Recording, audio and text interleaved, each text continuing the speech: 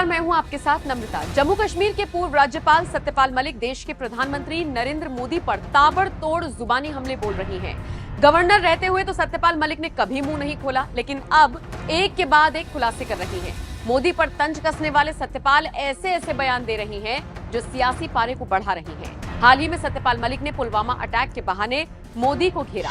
उन्होंने कहा कि जब मैंने पीएम मोदी से ये बात कही कि ये हमारा फेलियर है, तो उन्होंने मुझसे साफ कहा कि चुप रहो तुम। उस वक्त सेना के जवानों को एयरक्राफ्ट की जरूरत थी, लेकिन गृह मंत्रालय ने नहीं दिया। इतनी बड़ी संख्या में सेना के जवान बस से भेजे गए। जिस तरह से सत्यपाल मलिक मोदी सरकार पर इतने गंभीर आरोप लगा रही हैं, वो वाकई सबको हैरान करता है। हालांकि इसी बीच पीएम मोदी का 4 साल पुराना एक इंटरव्यू सोशल मीडिया पर वायरल हो रहा है। इस इंटरव्यू में पीएम मोदी सर्जिकल स्ट्राइक पर बात कर रहे हैं और उस रात की पूरी कहानी बता रही हैं। ये इंटरव्यू न सिर्फ सत्यपाल मलिक बल्कि उनके बयान का समर्थन करने वालों के मुंह पर भी करारा तमाचा है। आपको पीएम मोदी का बयान सुनवाते हैं और फिर आप इस खबर पर क्या राय रखते हैं, कमेंट सेक्शन में अपनी राय हमें जरूर दीजिए। सर्जिकल स्ट्राइक्स, ये सवाल मैं पूछ रही हूँ, पता नहीं जवाब आप देंगे कि नहीं। जो सर्जिकल स्ट्राइक्स जिस दिन हुआ, तो कहा जाता है कि आपको लाइव इंफॉर्मेशन दिया जा रहा था, आपको स्टेप बाय स्टेप पता था कि क्या हो रहा है।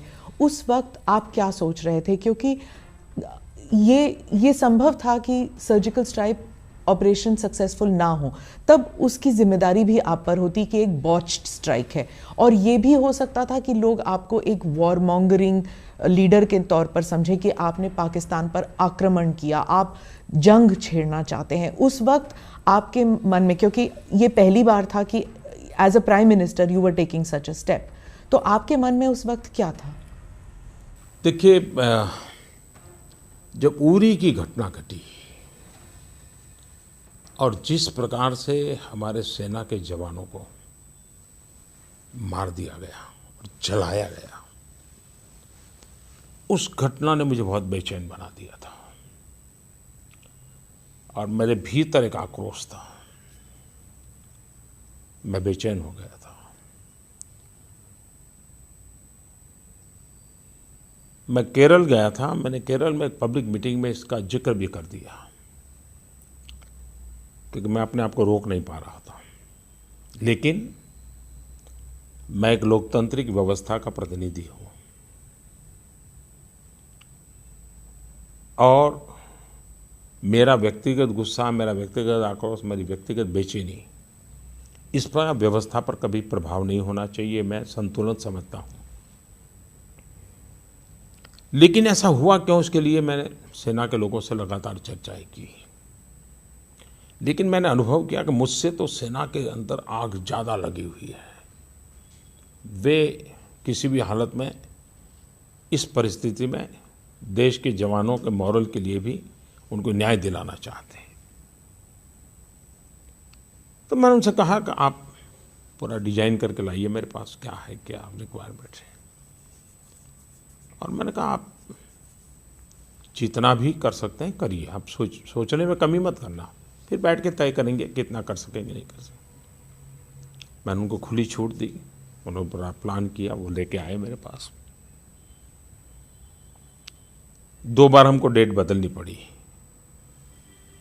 इस ऑपरेशन की, क्योंकि मैं फुल सिक्योरिटी चाहता था। आखिरकार ऑपरेशन तय हुआ। मैं जानता हूं कि ये बहुत बड़ा रिस्क था और रिस्क मुझे राजनीतिक फायदे और नुकसान वाला रिस्क मैं कभी सोचता नहीं हूं। मेरे जवान, उनका कोई नुकसान नहीं होना चाहिए, क्योंकि वो हमारे शब्द पर जिंदगी लगाने के लिए निकल पड़े। तो उसके लिए जो कुछ भी साधनों की ज़रूरत थी, उसको भी कुछ साधन भी जुटाए गए ताकि कोई तकलीफ ना हो। दूसरा ये तय किया कि उनकी ट्रेनिंग होनी चाहिए, तो ट्रेनिंग बड़े स्पेशल तरीके से की गई और वो भी सीक्रेसी मेंटेन करने, तो स्पेशल ट्रेनिंग की गई। उसमें भूभाग, वहाँ की अड़चनें, उसको भी देखा गया। क्या क्या रुकावटें आ सकती, इमेजिनेशन करना, उसकी भी चिंता की गई। और मैं इन चीज़ों को, मेरे लिए एक बड़ा लर्निंग एक्सपीरियंस था, तो मैं भी उसको ज़रा बड़े चाव से समय दे करके देखता था कैसे कर रहे हैं, क्या कर रहे हैं, और मुझे भी एक सीखने को मिल रहा था। फिर हम जब बैठे तो हमने निर्णय किया कि भाई अब सो एंड सो डेट हम करेंगे। कौन कहाँ रहेगा उसका मेन टीम के लोग वो भी तय किया, और तय ये किया कि सूर्योदय के पहले हमारे लोग वापस आ जाने चाहिए। और मैंने ये स्पष्ट आदेश दिया था कि सफलता मिले या विफलता उसकी चिंता छोड़ देना, लेकिन सूर्योदय के पहले वापस आना है। हम इस मोह में पड़ जाएं और फिर लंबा खींच ले, ऐसा नहीं। जो भी करना, कैजुअलिटी नहीं होनी चाहिए, सक्सेसफुल मिशन। सक्सेसफुल हुआ विफल हो, लेकिन सूर्योदय के पहले वापस आना है। हो सकता है हम विफल होकर के लौटना पड़े तो विफल होकर लौट, मतलब सुइसाइड मिशन नहीं था, लेकिन मैं मेरे जवानों को मरने नहीं दूंगा, ये मेरा पहला इंस्ट्रक्शन था। उनको वेल इक्विप किया गया था, वेल ट्रेन किया गया था, और उनको खुद को निर्णय करने का मौका दिया था कि बताओ भाई इतना बड़ा रिस्की काम है। तो छांट करके लोग निकाले थे, और इस प्रक्रिया में थोड़ा समय भी गया था, देश में भी आक्रोश था, मैं लाइव कांटेक्ट में था, चीज़ें तो, लेकिन सुबह जानकारी आना बंद हो गया। सूर्योदय होते तक मैं फिर बेचैन होने लगा। मेरे मन में होता था कि क्या हुआ भाई, घंटे भर से कुछ खबर नहीं आ रही है। पढ़ना तो लगातार आ रही थी, निकले हैं, पहली टुकड़ी है, दूसरी टुकड़ी है, ऐसा है वगैरह, लेकिन सूर्योदय होने के बाद भी मुझे खबर नहीं आने लगी, तो मैं थोड़ा बेचैन होने लगा। अब मैं भी नहीं चाहता कि मैं अपनी तरफ से उधर कम्युनिकेट करूं, कहीं और तकलीफ हो जाए। तो काफ़ी, यानी करीब करीब सूर्योदय के भी 1 घंटे के बाद वो समय मेरे लिए बहुत कठिन था, बहुत मुश्किल था, क्योंकि मैं जिंदा लौटने की खबर सुनने के लिए मैं बढ़ रहा था। वहाँ कितना नुकसान हुआ वो बात का विषय है, लेकिन मेरा जवान जिंदा लौटे मेरी पहली प्राथमिकता थी। फिर एक खबर आई करीब घंटे भर के बाद सूर्योदय कि अब वापस हमारी सीमा में पहुंचे नहीं है, लेकिन हमारी 2-3 टुकड़ियां सेफ जोन में आ गई है। लेकिन चलने निकलते और कहीं रेंगते हुए निकलते तो समय लगेगा, लेकिन अब हमारा सेफ जोन है, इसलिए आप चिंता मत कीजिए। मैंने कहा फिर भी आखिरी व्यक्ति के पहुंचने तक मुझे खबर चाहिए, लेकिन वो हम करीब सूर्योदय के बाद 2 घंटे तक वापस आने का क्रम चला, और जब आखिरी व्यक्ति आ गया तो फिर हमने कैबिनेट कमेटी ऑन सिक्योरिटी की मीटिंग बुलाई, और उनको मीडिया ने, आर्मी के लोगों ने आकर के सारा ब्रीफ किया।